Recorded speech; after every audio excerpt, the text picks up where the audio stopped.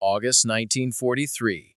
A Liberty ship cut across the Atlantic, its decks crowded not with American soldiers, but with their former enemies.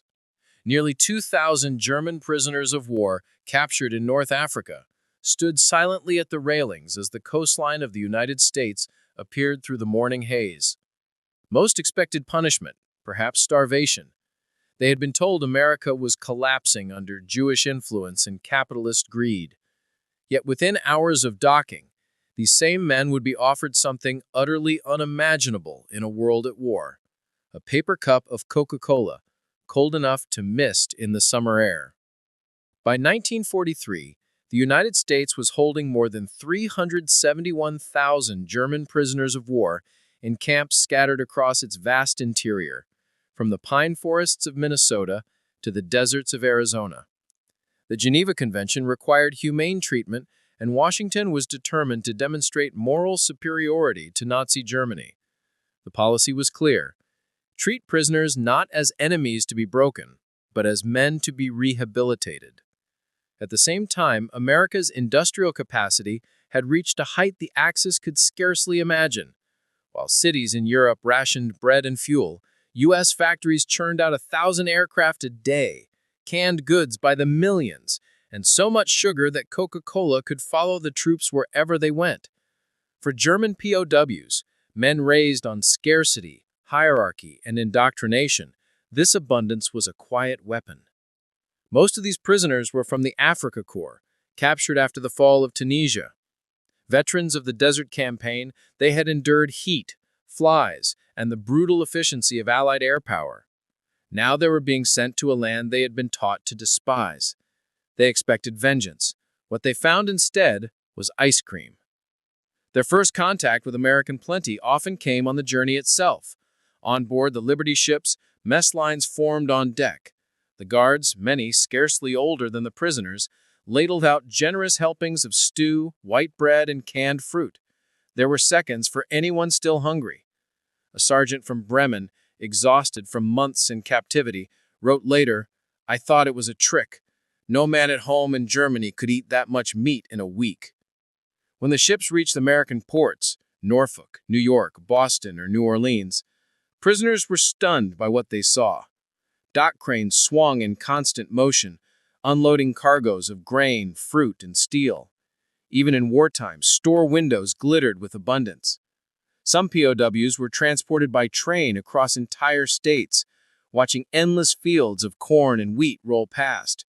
They couldn't comprehend how a country at war still overflowed with food.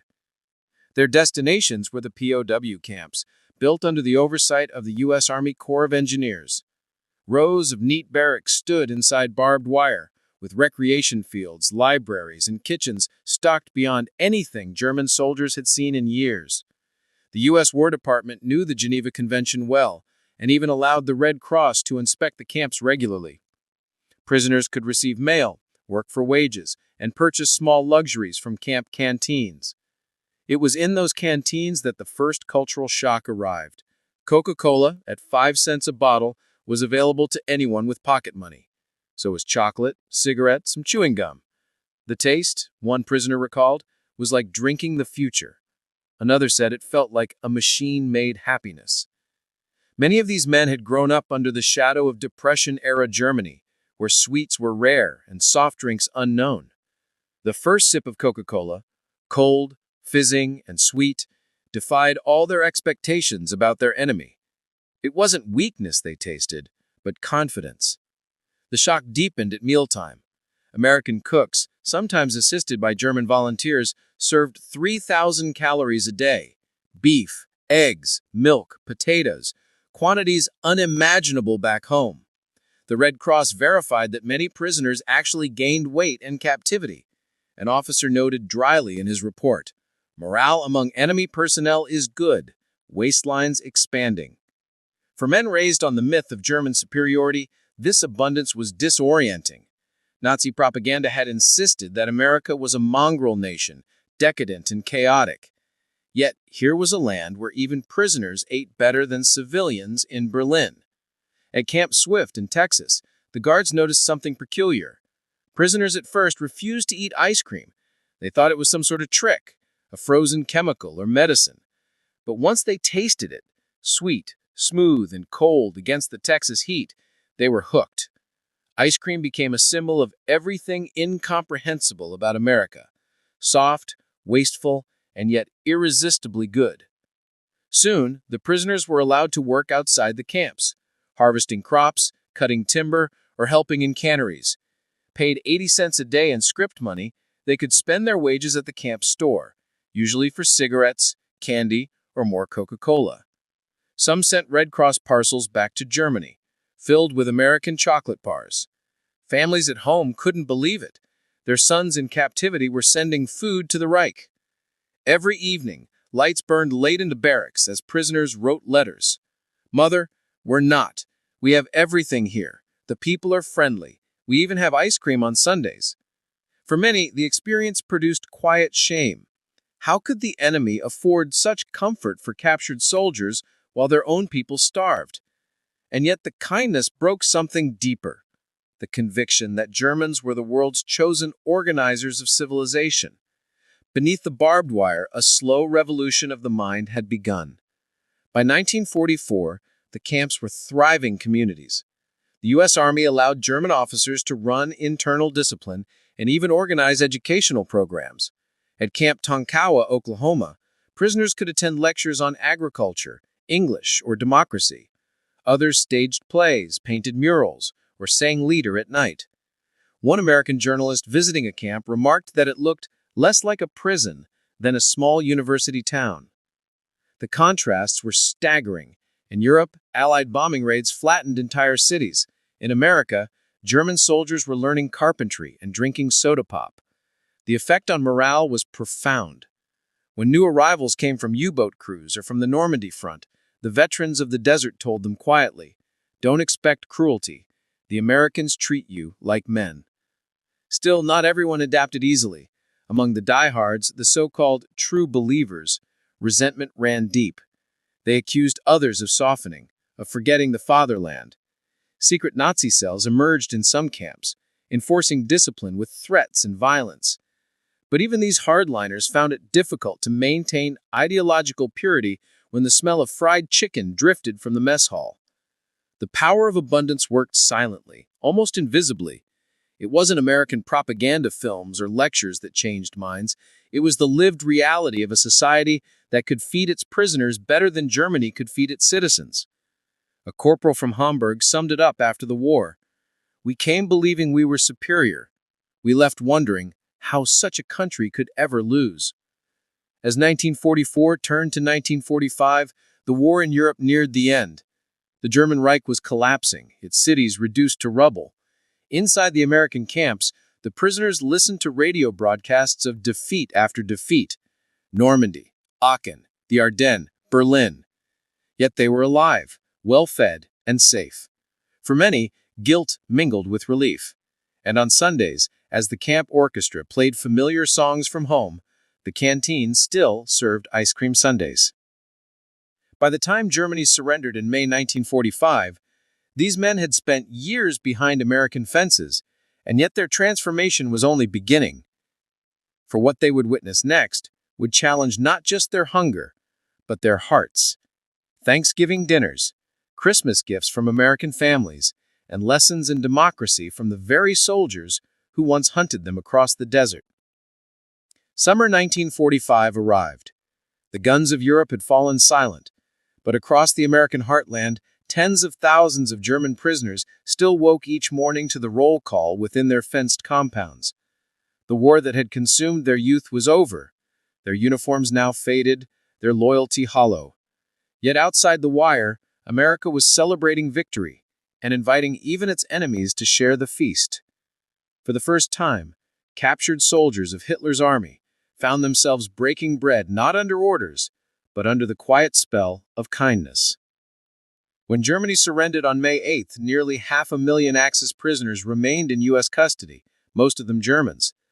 Under the Geneva Convention, they could not be repatriated until peace treaties were signed, so many remained for months, some till 1946.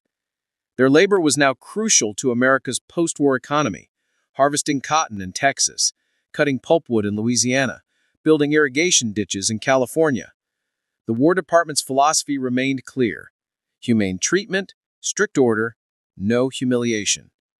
Yet with victory came a subtle change. The American public, once wary of feeding the enemy, began to see these men differently.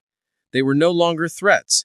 They were reminders of the cost of war and the strength of American values. Communities near the camps began to reach through the wire, sometimes with curiosity, sometimes with compassion.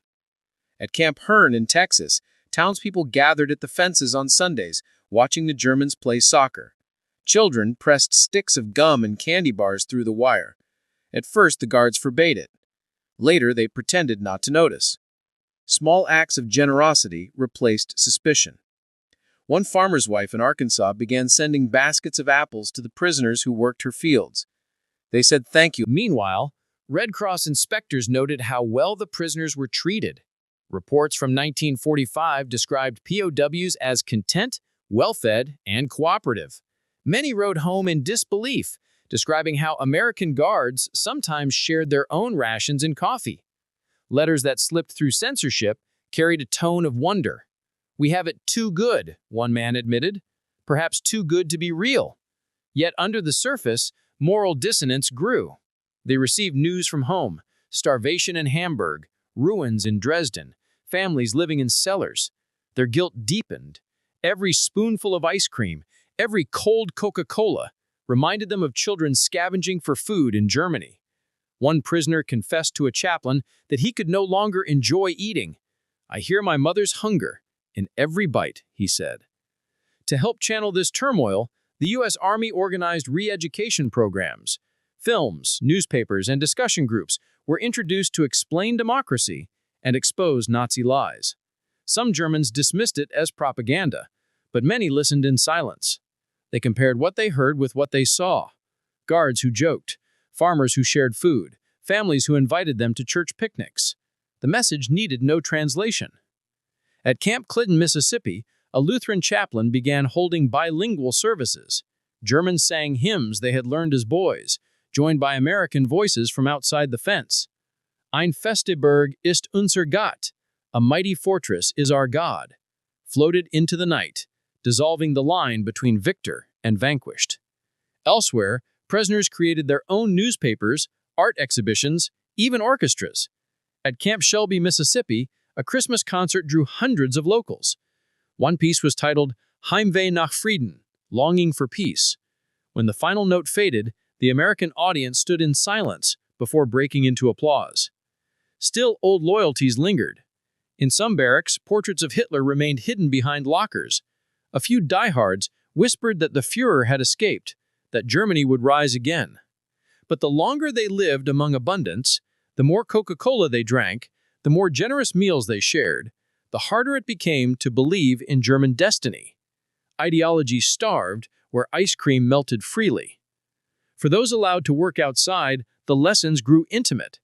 They saw the modest homes of American farmers, simple, well-kept, filled with radios, refrigerators, and plenty.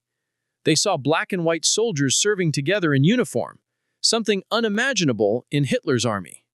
Some were confused by segregation. Others admired the openness of debate.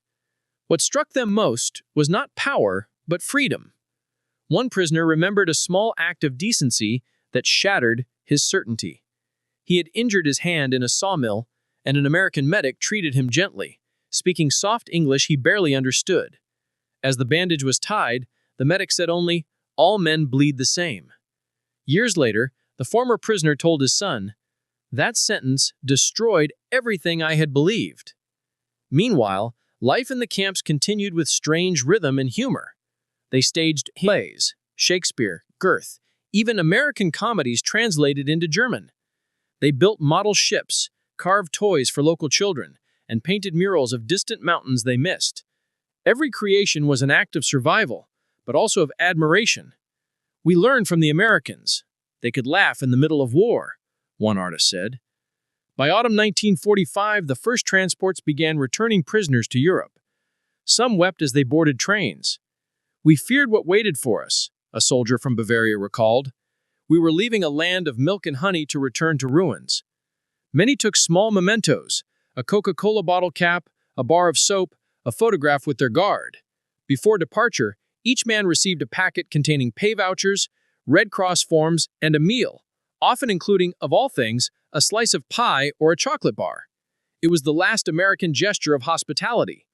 A U.S. officer handing out rations reportedly told them, "Tell your people how we treated you." Some did, and it changed the way millions thought of their former enemies. The transformation was not uniform. A few prisoners returned home angry, humiliated by defeat. But for the majority, the years behind the wire had rewritten their understanding of civilization itself. They had seen a democracy that fed its enemies, a nation whose strength lay not in cruelty, but in generosity. As the trains rolled east, one prisoner looked back at the fading skyline of a Kansas camp and murmured, "We lost the war, but perhaps we found something better." Spring 1946 brought a new chapter. A cold wind swept through the ruins of Hamburg. In the hollowed streets, returning prisoners carried duffel bags stamped U.S. Army. Their uniforms were gone, their faces fuller, their eyes both weary and alert. They were coming home to a nation unrecognizable. The Reich was dust, its cities skeletal.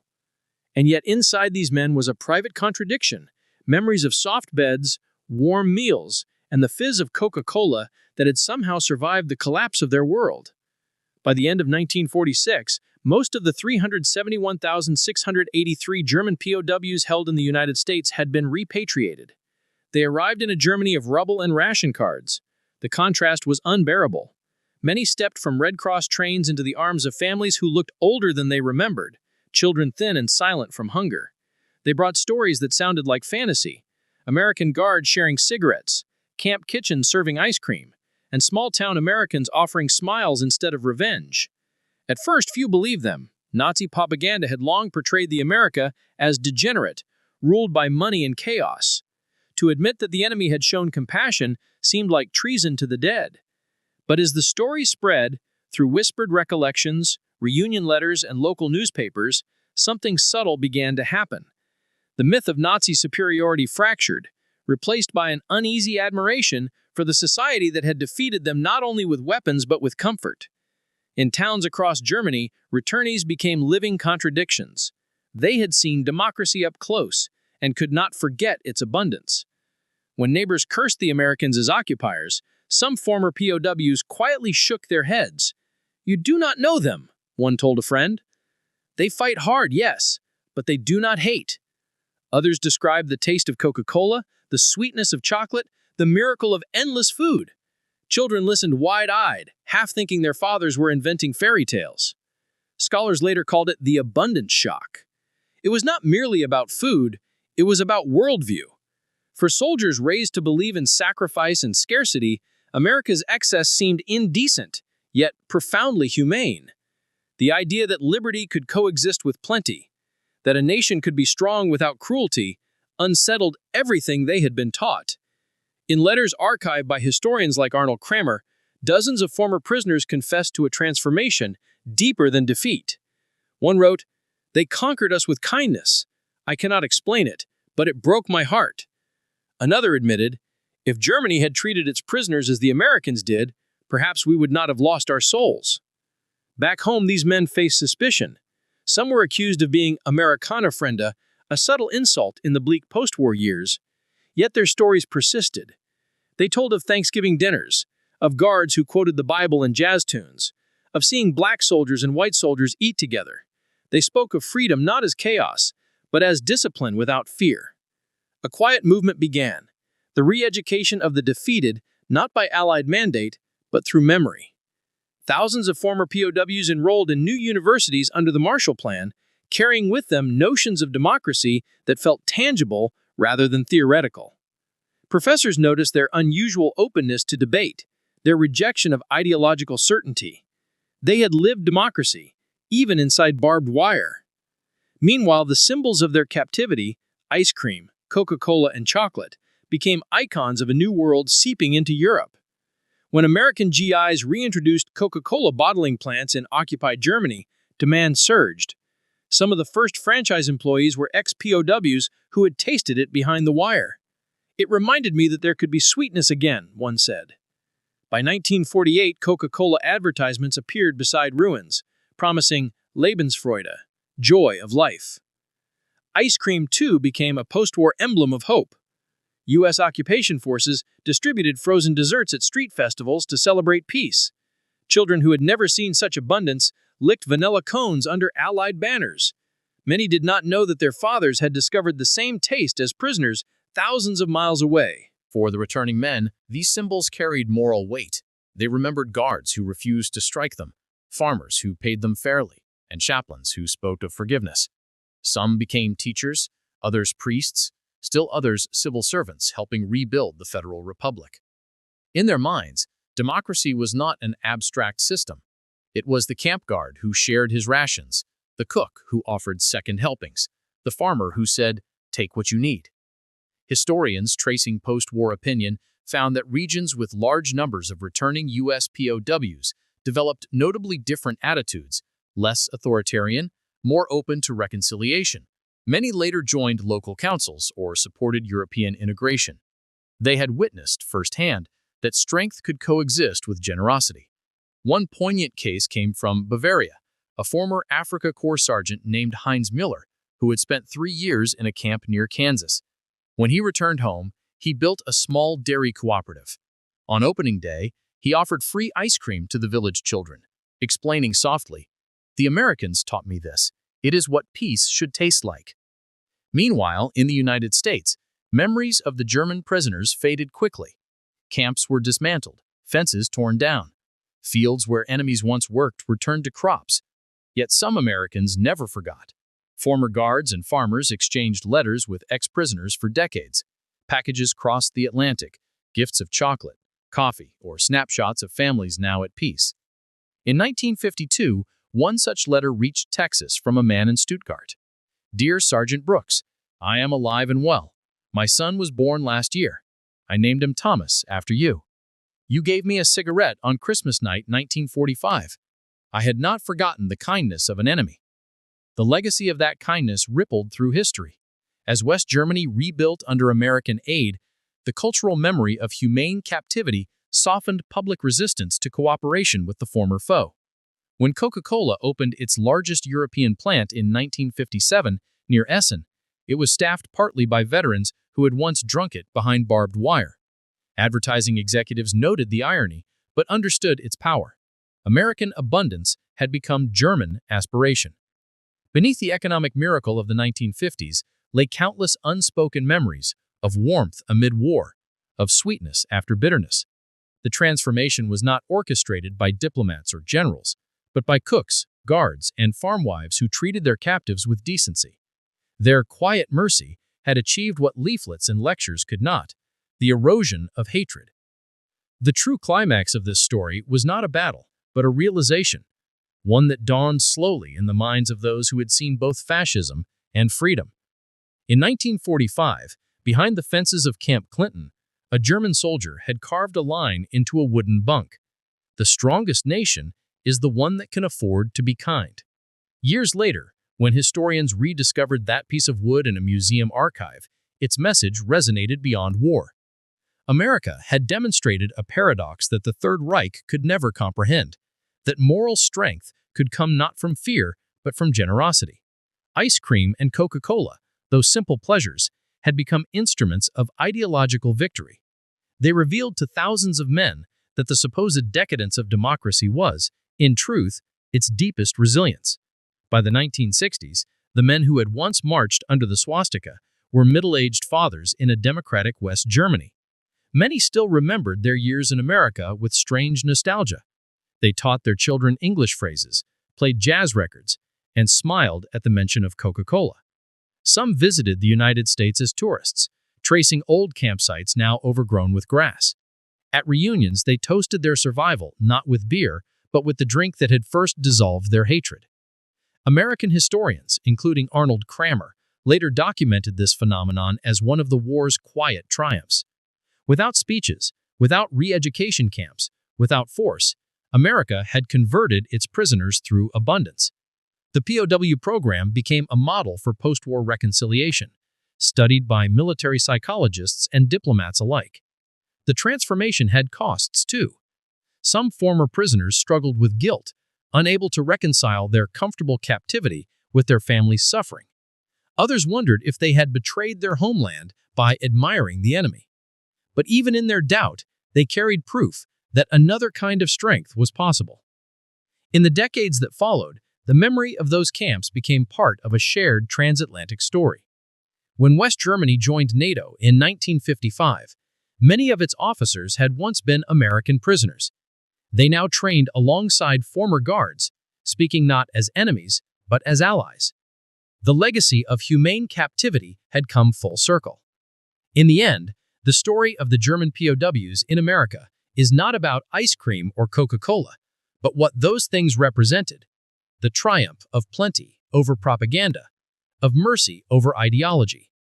Amid the wreckage of the 20th century's darkest war, the United States had offered its enemies a taste of peace, and in doing so, defeated them in a deeper way.